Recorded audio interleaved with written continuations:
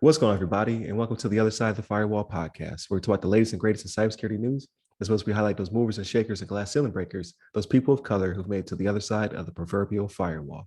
My name is Ryan Williams, and as always, I'm joined by Shannon Tynes. What's up? What's up? And LeVon Maynard. Hey, welcome to the show. What is going on? So welcome to the, it should be the Tuesday episode. Definitely tune in Monday, where we talk about a side channel attack using the Jan Jackson Rhythm Nation song. It's pretty funny, comical, if you will. And then Wednesday will be our discussion. So we will be talking about Apple.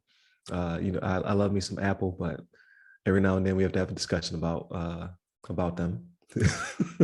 So we'll see how that goes. And then Friday we talk about everything else. So that's our weekly rundown. We talk about movies, games, books, all that stuff, non-cyber stuff. So definitely check that out as well. But without further ado, I give it to Shannon. All right, everybody. So this one comes from thehackernews.com, and this is our buddy Ravi Lakshmanan. We get a lot of stuff from Ravi, right? We read a lot of that stuff from Ravi. This one is titled Google Cloud Blocks Record DDoS Attack of, listen to this number, 46 million requests per second.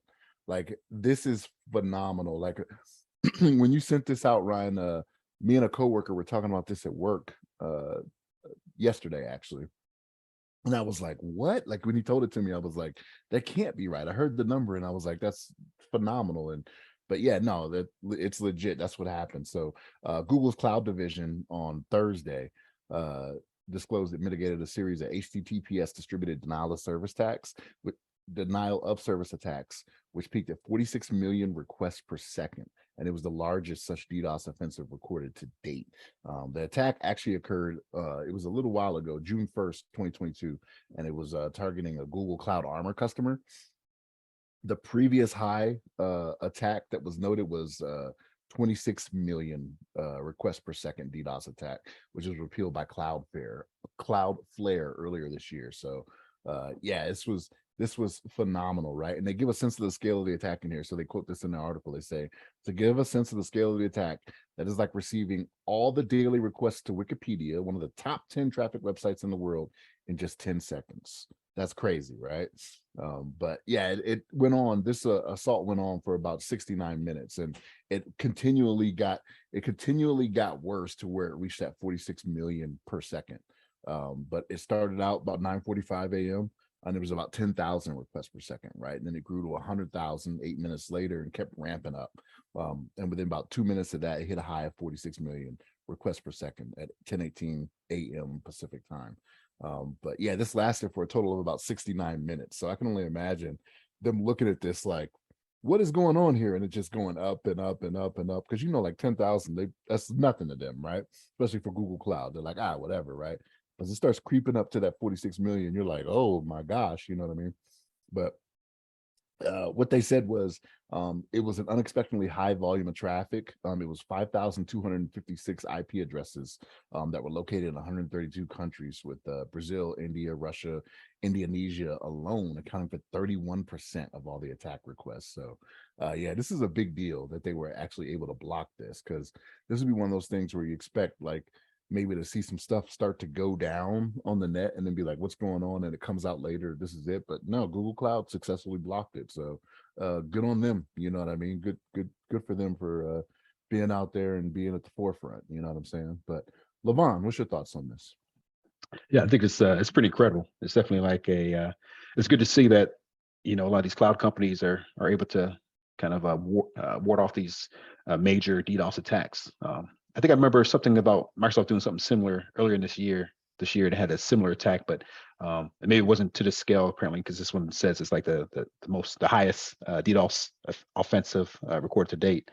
But it makes me think like the people that initiated this DDoS attack, I wonder how they're feeling right now. They're kind of like, damn, man, we tried our best, like DDoS. This is like the highest DDoS we can ever imagine. We got all these systems kind of simultaneously attacking this single source within the Google Cloud.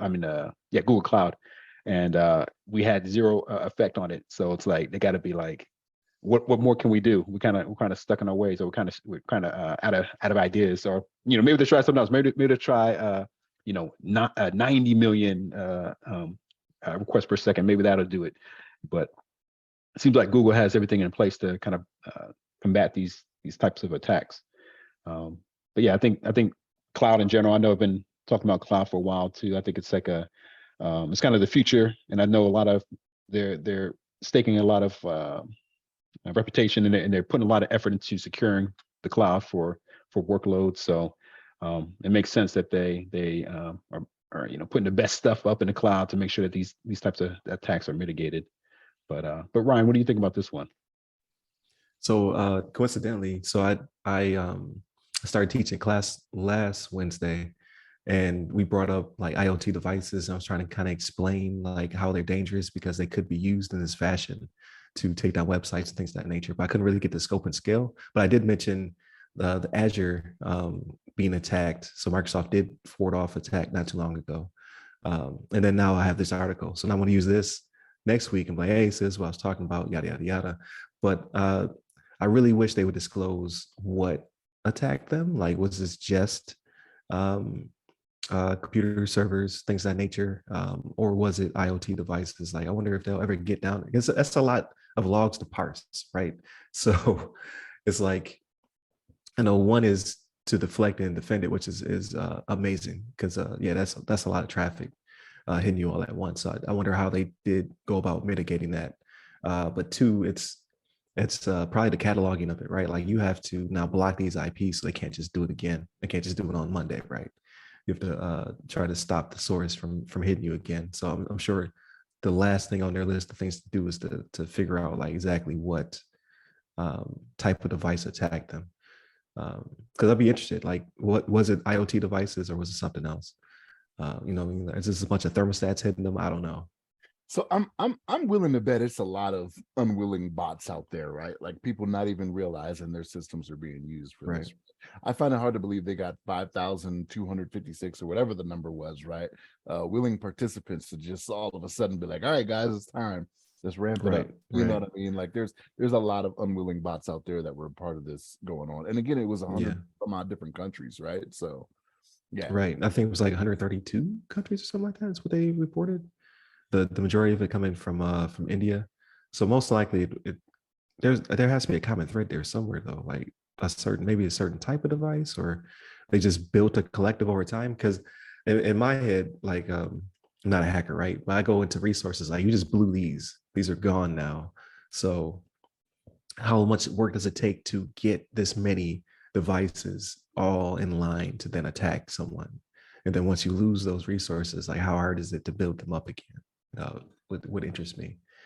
Because if it's not that much work, then, it's the juice worth the squeeze type situation. But if it is a lot of work, you'd be like, damn. Like, we just blew, like, our inventory of, all these unwilling participants, and we had no effect, except for like on the user end. That probably sucked, right? Like, they're like, why is my stuff so slow right now? Like, I can't play Call of Duty. Why is the internet so slow? But yeah, amazing. So I've definitely used this as an example going forward. Like, this is what could potentially happen, but again, I wish I could just identify them like this was, Roombas and thermostats and, Ring doorbells. Like, the gamut goes on and on and on. Like, this my smart fridge attacked you, versus actual PCs or servers being located in certain areas. So I think it's cool that they blocked it, though. Like, again, now the bar just goes up even higher. Like, who will be the next cloud provider to get attacked, and how serious will it be going forward? So yeah, there's gonna be a lot of people. There's gonna be a lot of people doing "hold my beer," right? Like, hey, I can beat that 46 million per second. I'll get it. So yeah, it's pretty ridiculous. But we'll see where it goes from here. It's a lot of froms right there. We'll see what the next step is. And how it evolves. But definitely check us out. Monday and Tuesday are topics. Wednesday's discussion. So this one is going to be about Apple. So I'm going to get beat up probably. And then Fridays, we talk about everything else. So movies, books, TV shows, just anything that's not cyber related. So definitely check us out. and hit up all of our websites. They all go by our podcast name. And you can hit me up personally. I'm at RyRy Security Guy. That's RYRY Security Guy. I'm on LinkedIn, Twitter, TikTok, and Clubhouse. And you, LeVon? Yeah, you can hit me up on the Twitters at LeVon Maynard. There it is. Stay safe, stay secure. Take care.